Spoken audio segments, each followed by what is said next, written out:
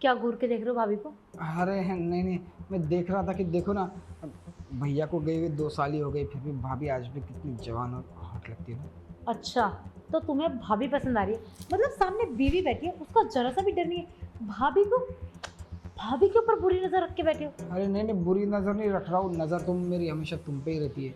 वो क्या है ना, मैं सोच रहा था कि 2 साल हो गए भैया को गए हुए, भाभी का भी अगर बाहर का अफेयर चल जाए तो कितना अच्छा होगा, बेचारी का अकेलापन दूर हो जाएगा। तुम्हें भाभी का अफेयर क्यों चलाना है? वो तुम्हें घर में ऐसी अच्छी नहीं लग रही क्या? और कैसे देवर हो तुम, खुद की भाभी का अफेयर चलाना चाहते हो बाहर? अरे यार, मैं अपने फायदे के लिए तो बोल रहा हूँ। अपने फायदे के लिए? हमारा क्या फायदा है इसमें? अब तुम खुद सोचो, जब से भैया गए, भैया सारी प्रॉपर्टी भाभी के नाम करके चले गए। हाँ। हाँ, हमको एक एक रुपए के लिए भाभी से भीख मांगना पड़ता है। अरे भिखारी है क्या हम? हाँ बताओ।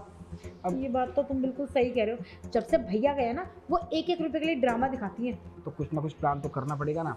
देखो, अगर भाभी का बाहर के अफेयर चल जाता है ना, तो तुमको तो पता है हमारा समाज कैसा है। अगर कोई विधवा लड़की शादी के बाद भी कोई अफेयर करती है तो समाज उसका जीना हराम कर देता है। फिर भाभी जी चली जाएगी डिप्रेशन में, फिर उसके बाद उसके डिप्रेशन का फ़ायदा उठा के हम करेंगे उसको इमोशनल ब्लैकमेल। अरे पर उससे हमारा क्या फायदा होगा?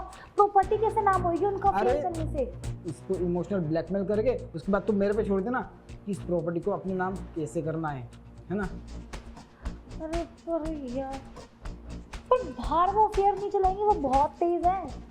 अरे ये तो मुझे भी पता है बाहर अफेयर नहीं चलाएगी, क्योंकि भैया से आज भी बहुत प्यार करती है, पर घर पे तो चला सकती है ना। घर पे? ओ हेलो, ये सब ना प्लान अपने दिमाग से निकाल दो। मुझे नहीं चाहिए कोई प्रॉपर्टी वगैरह। और तुम भाभी के साथ अफेयर चलाओगे, तुम्हें शर्म नहीं आएगी?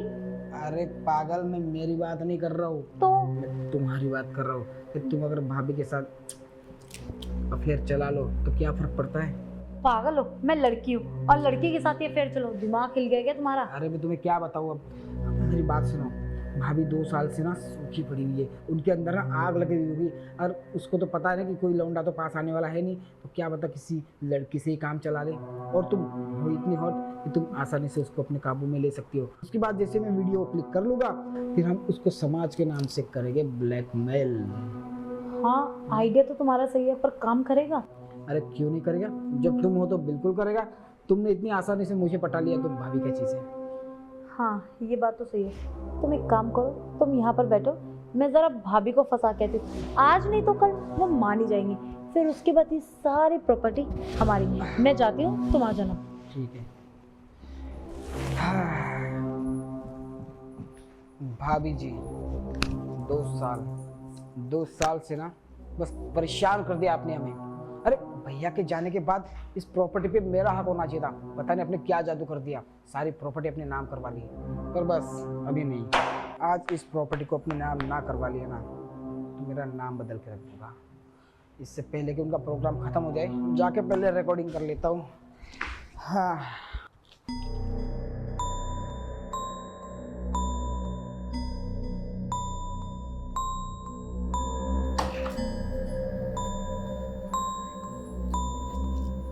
अच्छा, तो ये महारानी यहाँ पर सुकून से सो रही है, हम दोनों हस्बैंड वाइफ की नींद उड़ाकर।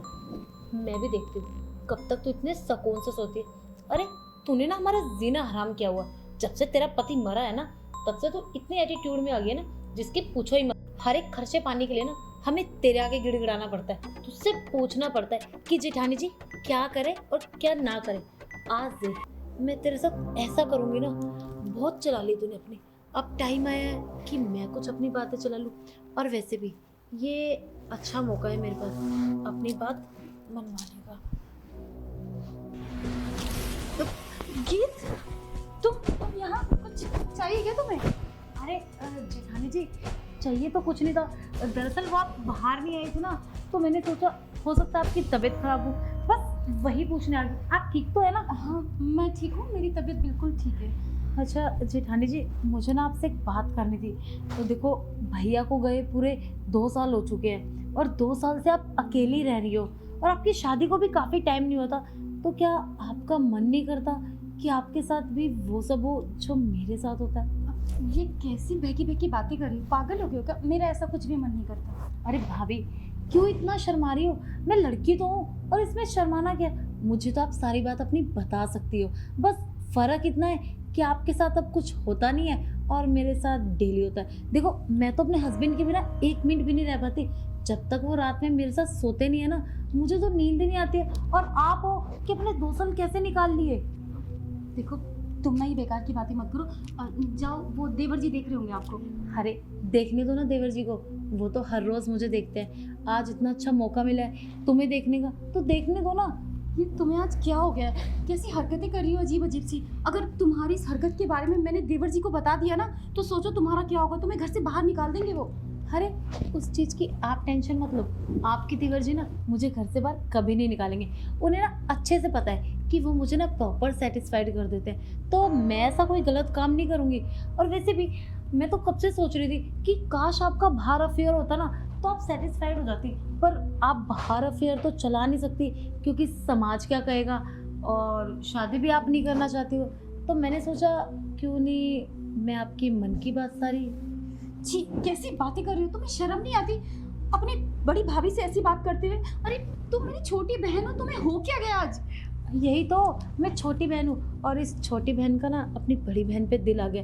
देखो भाभी मान जाओ ना, मुझे पता है आप ना 2 साल से बहुत ज़्यादा भरी बैठी हो और आज मैं आपकी सारी ना भड़क निकालना चाहती हूँ। और वैसे भी आप एक बार करके तो देखो, मज़ा आएगा आपको। छोड़ो मुझे, हाथ मत लगाओ। अच्छा हाथ मत लगाओ।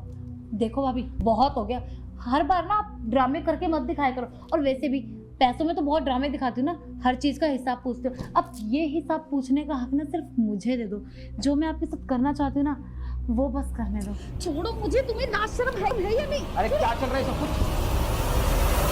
अभी क्या तमाशा लगा के रखे, बाहर तक आवाज आ रहा है। देखो ना भाभी की ना तबीयत खराब लग रही थी, तो मैं इनका पता करने आई। अरे ये तो ना अलग ही एटीट्यूड में रहते हैं। अरे माना कि घर इनके नाम है, सारी प्रॉपर्टी इनके नाम है, इसका मतलब ये थोड़ी कि मेरी वैल्यू नौकरानी की तरह, हर टाइम मुझे नौकरानी की तरह जज करती है ये। और अब भी खामखा चिंघरने लगी मुझ पर।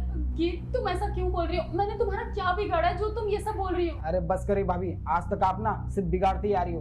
अरे वो तो आपके लिए अच्छा ही सोचती है ना, आपका कितना ख्याल रखती है, आपके खाने से लेके पीने से लेके सोने तक। पर नहीं, आपको पता नहीं क्या हो जाता है, आप हमेशा इसकी ना बेइज्जती करते रहती है। देखिए जब से भैया चले गए ना, तो भैया ने प्रॉपर्टी आपके नाम क्या कर दी, इस घर की महारानी समझने लग गई है खुद को आप, है ना। तुम दोनों को क्या हो गया? आखिर तुम कहना क्या चाहते हो? क्यों कर रहे हो ये सब मेरे साथ? बस करो, अब भी आप ड्रामे करके दिखा रही हो। हमसे ही पूछ रही हो कि हम तुम्हारे साथ क्या करें। अरे आप हमारे साथ क्या कर रही हो? जब से भैया गया ना, 1-1 रुपए के लिए तरपा रखा है आपने हमको। वो पिछले हफ्ते की बात है भाभी, मैंने आपसे बिजनेस के लिए कुछ छोटा अमाउंट मांग लिया था। अरे उसमें भी आपने कितना मुझे सुनाया। अगर भैया होते ना, तो सच में मुझे इतना नहीं सुनाते कभी भी पैसों के लिए। सही कह रहे हो तुम। अगर आज तुम्हारे भैया होते ना, तो जो तुम दोनों मेरे साथ कर रहे हो ना, ये देखकर वो जीते जी मर जाते। और देवर जी, तुम्हें तो मैंने अपने बच्चे की तरह पाला है। याद करो वो दिन जब मैं शादी करके आई थी, तुम छोटे से थे, मैंने तुम्हें पढ़ाया लिखाया, तुम्हारी शादी करवाई, और तुम आज मुझ पर ये सारे इल्जाम लगा रहे हो। और ये तुझे पता है जिस दिन तू शादी करके इस घर में आई थी ना, मैंने सोचा था कि देवरानी के रूप में मुझे छोटी बहन मिल गई, और विशाल को तो मैंने अपना बेटे जैसा समझा। सोचा भगवान ने मेरा पति मुझसे छीन लिया तो क्या हुआ, तुम दोनों तो दे दिए ना मुझे। तुम्हारे सहारे मैं अपना जीवन बिता दूंगी, लेकिन मुझे नहीं पता था कि तुम मेरे ऊपर ऐसे ऐसे इल्जाम लगाओगे। और किस प्रॉपर्टी की बात कर रहे हो तुम? ये प्रॉपर्टी मुझे नहीं चाहिए। ऐसी प्रॉपर्टी, ये प्रॉपर्टी तो मैंने तुम्हारे नाम कब की कर दी। क्या? तुम दोनों जो बाहर सोफे पर बैठकर मेरे खिलाफ प्लानिंग कर रहे थे ना, सब सुना मैंने अपने कानों से। भाभी आपने प्रॉपर्टी हमारे नाम कर दी और हमें बताया तक नहीं। सॉरी भाभी, आप हमारे लिए इतना कुछ सोच रही थी, इतना कुछ कर रही थी, और हम देखिए इस प्रॉपर्टी के लालच में जाने अनजाने में आपके साथ क्या कुछ नहीं करने जा रहे थे। देखिए भाभी जी, हम बहुत शर्मिंदा है। हमें तो ये भी नहीं पता कि किस मुंह से अब हम माफ़ी मांगेंगे आपसे। ये प्रॉपर्टी तो मैंने तुम्हारे भैया के जाने के बाद ही कर दी थी, लेकिन मुझे लगा कि कहीं ज़्यादा पैसा देख के तुम दोनों छोटे हो भी ना समझो, कहीं तुम्हारा दिमाग भटक ना जाए, कहीं पैसा फालतू में पानी की तरह बहा ना दो। बस इसीलिए मैंने तुम्हें ये सब नहीं बताया। सोचा सही समय आने पर बताऊंगी, लेकिन मुझे नहीं पता था कि ये प्रॉपर्टी मेरी दुश्मन बन जाएगी, तुम दोनों को मेरा दुश्मन बना देगी। अरे नहीं भाभी, ऐसी कोई बात नहीं है। इनको तो मैंने ही भड़काया था कि प्रॉपर्टी अपने नाम करा लो। पर भाभी हमें ना माफ कर दो, हमें नहीं पता था कि आप हमारे बारे में इतना सोचते हो, और हम है कि इतना नीचे कर गए प्रॉपर्टी के लिए। हाँ भाभी, इस प्रॉपर्टी के लालच में हम ये तो भूल गए थे कि आपने बचपन से लेके अब तक मेरे लिए कितना कुछ किया है। देखिए भाभी, हो सके तो हमें माफ़ कर दो। सच में अगर भैया ऊपर से ये सब देख रहे होगे ना, उनके दिल को बहुत ठेस पहुंचेगी। कोई बात नहीं, मेरे दिल में तुम दोनों के लिए कोई मलाल नहीं है। तुम दोनों ना समझो, और पैसा तो है ही ऐसी चीज कि इंसान का दिमाग खराब कर देता है। पर अब मैं इस घर में नहीं रह सकती, मैं आज ही ये घर छोड़कर चली जाऊंगी। नहीं नहीं भाभी, आप कैसी बात कर रही हो? देखिए, हम सच कह रहे हैं, अभी हमको ये प्रॉपर्टी वॉपर्टी कुछ नहीं चाहिए। अगर हमें चाहिए तो बस आप चाहिए। इस घर में अगर आप ही नहीं रहोगी तो ये घर किस काम का? आपके बिना ये घर बिल्कुल सूना हो जाएगा भाभी। प्लीज, भैया के बाद अगर हमारा कोई अपना है तो बस आप हो। हाँ भाभी, पर आप तो अच्छे जानते हैं कि मैं अभी शादी करके इस घर में आई हूँ। अरे मुझे आपके साथ की बहुत ज्यादा जरूरत है। प्लीज आप ये घर छोड़ के मत जाइए। हम आइंदा से ऐसा कुछ नहीं करेंगे।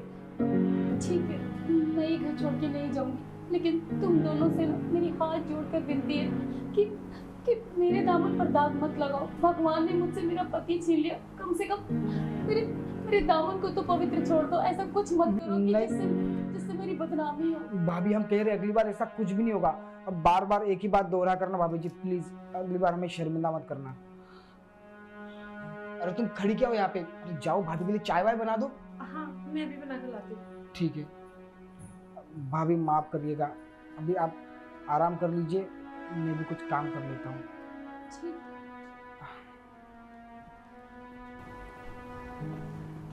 अच्छा हुआ समय रहते ही इन दोनों को समझ में आ गया कि इन्होंने गलती की। लेकिन ना जाने मेरी जैसी विधवा कितनी औरतें ये सब झेल रही होंगी अपने घरों में।